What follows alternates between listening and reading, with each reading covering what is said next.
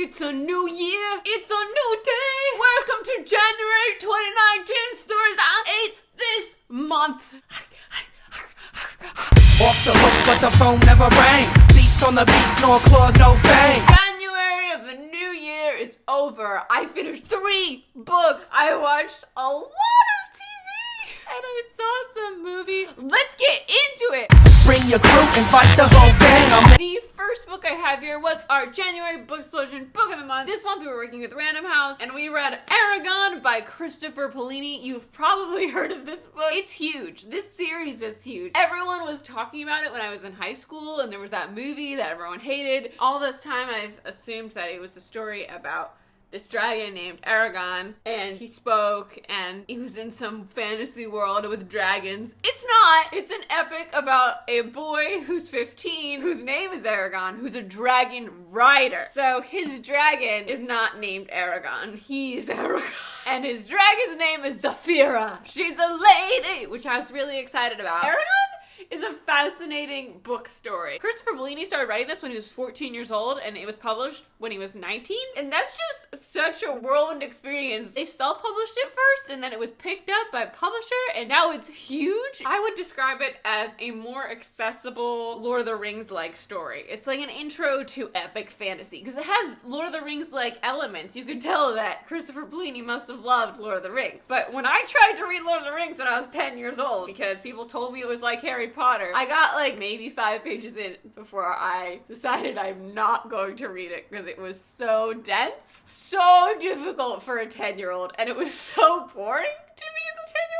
Eragon is way easier to get into. And at first, it has that epic-y fantasy feeling where I'm not sure I'm gonna like it. Then we get into the dragon rider thing with Eragon and Zafira, and I loved that aspect of it. A dragon doesn't hatch from their egg unless they can sense that the person near them will be a good rider or something like that. They want the person near them to be their rider. So she hatches for Eragon, and then once they touch, they're bonded. Like he can hear her thoughts and she can hear his. It's such a cool angle on dragon mythology. Now that I'm thinking about dragon mythology, Daenerys had those eggs. Do those eggs not hatch unless they're near someone who's a Targaryen who can be their mother?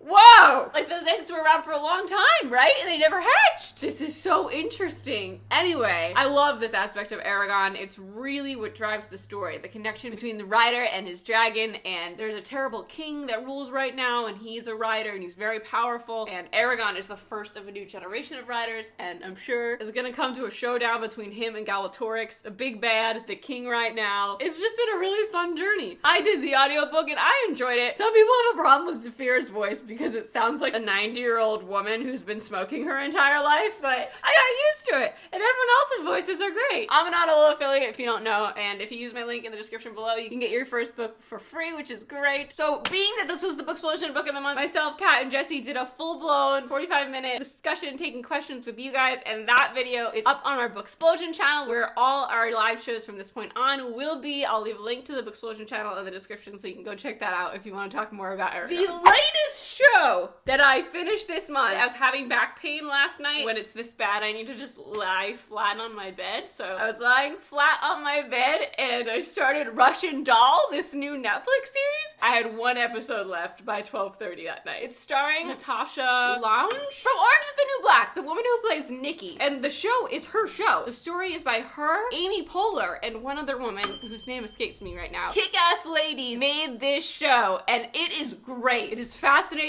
and weird and funny and dark. It's a very, I want to say it's a very dark comedy. I don't really want to call it a comedy. I laugh sometimes because the people in it are funny actors, but there's also a lot of dark shit happening. It's this woman's 36th birthday. Her friend's throwing her a birthday party. It opens up with her in the bathroom, and before the end of the night, she dies. And then she finds herself back in front of this mirror in the bathroom in the moment where the show first started. She immediately knows what the just happened? I just died. Am I dead? Am I in purgatory? And she gets stuck in this loop where she can't make it more than a day without dying and starting over, and she doesn't know what the hell's going on. It's this big puzzle that she has to try to crack to get out of this loop. It's only 8 episodes, and the episodes are only 25 minutes each. I finished the last one today. I really enjoyed it. I was so in it by the end. The characters are really endearing. It's clever. I'm giving Russian Doll an A. I wonder if there's gonna be a season 2. When I first saw the trailer for this on Netflix, I thought that it was a movie, but they must have something up their sleeve, so I'm excited. The next book that I finished this month was Verity by Colleen Hoover. I loved this book. I did a whole book talk, so I'm not gonna talk much about it here. That will be coming soon. Just know I loved it. I loved it! It was creeptastic. A+ to Verity. You should read it now, so when the book talk goes up, we can discuss it in all the spoiler detail. But just FYI, it's rated R. Like, it is rated R. The next show that I finished this month was You on Netflix with Dan from Gossip Girl. Did he lose weight to look creepier? I don't even, his eyes were so big in his head. So You follows the story of Dan from Gossip Girl, Joe, his name's Joe, and Beck. Joe works at a bookstore. He loves books, but he is the creepiest, messed up mother. It follows his romance with Beck. It started off just affirming all of my darkest assumptions about humanity, and then it just got more and more intense. At first I was like, oh, this is like a Dexter-like story, and then I was like, oh, nope, this is different! I don't know why it's scarier than Dexter, but it is. I prefer Dexter's moral code to Joe's. By the end of the first episode, I was like, what? That went further than I expected it to go. It's so scary how normal Joe is on the outside. The juxtaposition between what he's saying and his actions and his internal monologue. The show is so well done. The feelings it left me with, I mean, honestly, I was mortified. I always think these things about social media, but I know so many people don't because so many people grew up with it as just a thing. So I'm gonna give an A to You. I'm gonna watch the next season. The transition in the final episode from, you know, like the final event to the last scene was just...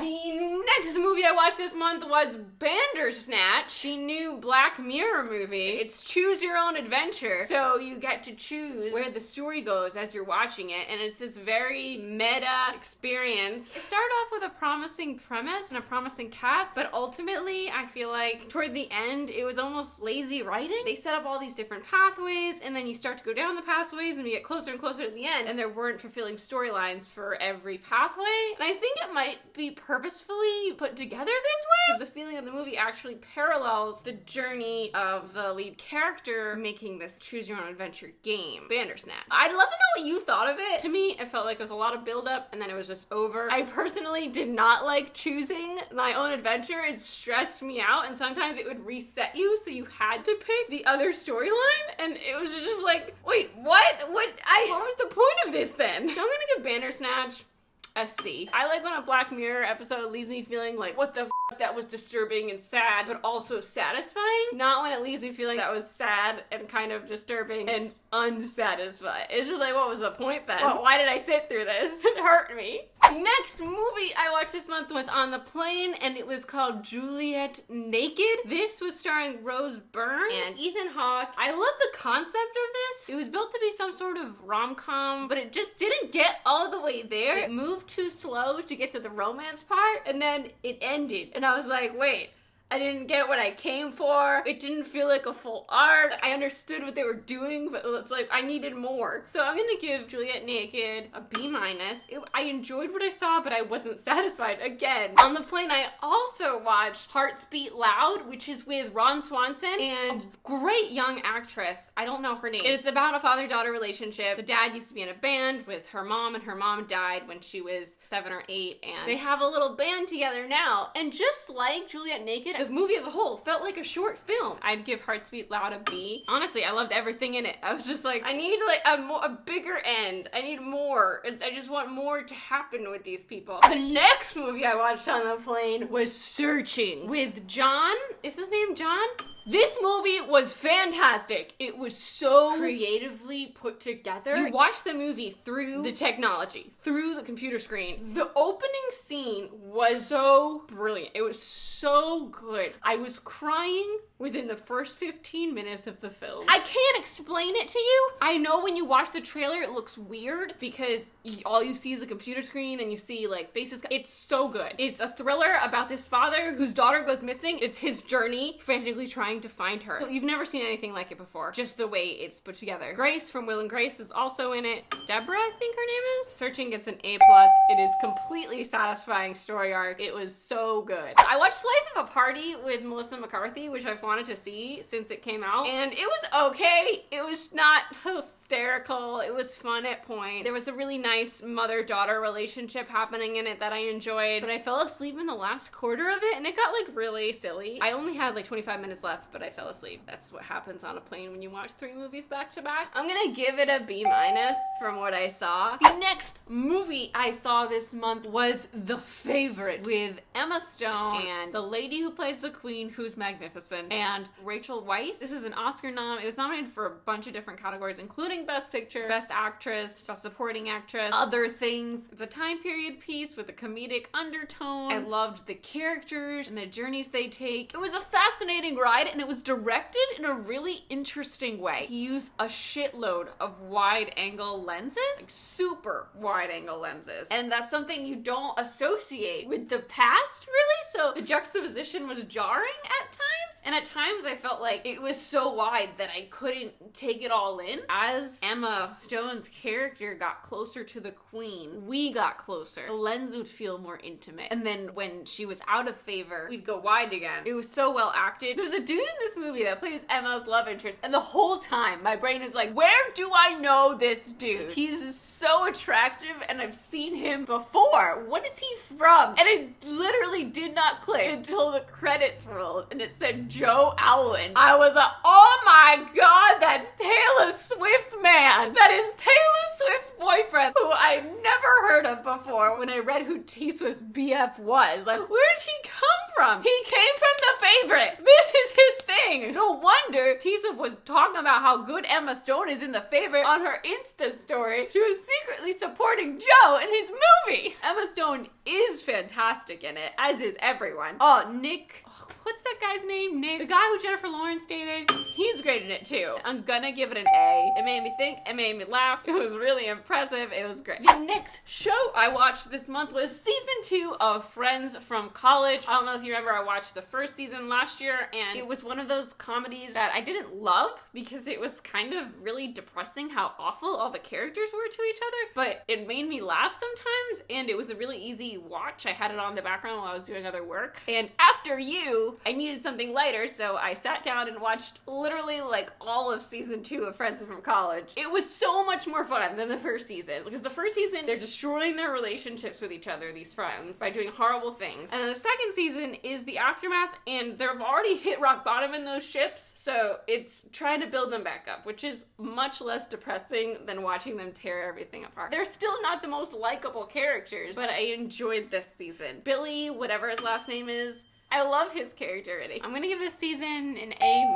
I don't remember what I gave season 1. This month I also watched Bad Times at the El Royale. I talked about this in my worst movies of the year video that I did with John. I did not like it. It was so promising. It's directed so well. The cinematography is gorgeous. It's edited really well, but the story is just not there. The only likable character was killed off in the first 20 minutes. The amazing premise they had with this El Royale hotel was just thrown to the side after the first half an hour. They didn't do anything with it. Just nothing clicked. I'm gonna give it a D+. The last book that I finished this month was, of course, Kingdom of Ash by Sarah J. Maas. There's a 33-minute book talk discussion that I just uploaded in 2 parts. Please go watch it if you haven't yet. And the last show that I watched this month, rewatched, was the 1st and 3rd season of Game of Thrones and 1 episode of season 2, but mostly watched recaps of season 2 because I want to get to rewatch the entire series before the final season of Game of Thrones in April. And since I'm rewatching it with John, if we watched all of season 2, which wasn't my favorite, I don't know if we get to the last season before the new season started. Had to toss that aside. So much stuff went over my head the first time I was watching this because there's so many characters and so many names. So many people are people we know's parents. Went right over my head. And then people we know now, I didn't register that they were in the first 2 seasons. Like Podrick. Podrick has been there forever. Renly, Baratheon. I didn't realize that all these people were brothers. There's Renly Baratheon and Stannis Baratheon and Robert Baratheon. Just, there's too many names the first time. If you haven't read the book, you're just like, these people all want to be king. They want to kill each other. You don't get all the little details, and I'm so glad I'm rewatching it because I'm picking up so much stuff. And it's not just people, it's things they said and foreshadowing and the Reigns of Castamere, just that song, and like learning the story about the Reigns and what happened to them, the Tyrells and their alliance with the Lannisters, and just all these little intricacies. Maybe I understood like 50% of what was going on in its completion, but now I'm getting hopefully 85% understanding. I know that there's so much going on, I must be missing things still, but I'm getting so much more than I did the first time. Highly recommend doing a Game of Thrones rewatch if you haven't yet. Game of Thrones season 1 and 3 get an A+. And you also just have a greater appreciation of how amazing the dialogue is in Game of Thrones. It's top notch, yo. Those, ladies and gentlemen, are all the stories I ate this month. I'd love to hear your thoughts on anything that I discussed today. My favorite story that I ate this month, maybe Verity. And I'm really enjoying my Game of Thrones rewatch. My brain is in Game of Thrones. I'm thinking about it all the time. Please share your favorite story you ate this month. I'm Christine. I make videos every Tuesday. My book, Game of Better, comes out May 7th. It's available pre-order now. I will see you next time. Thanks for watching. Goodbye!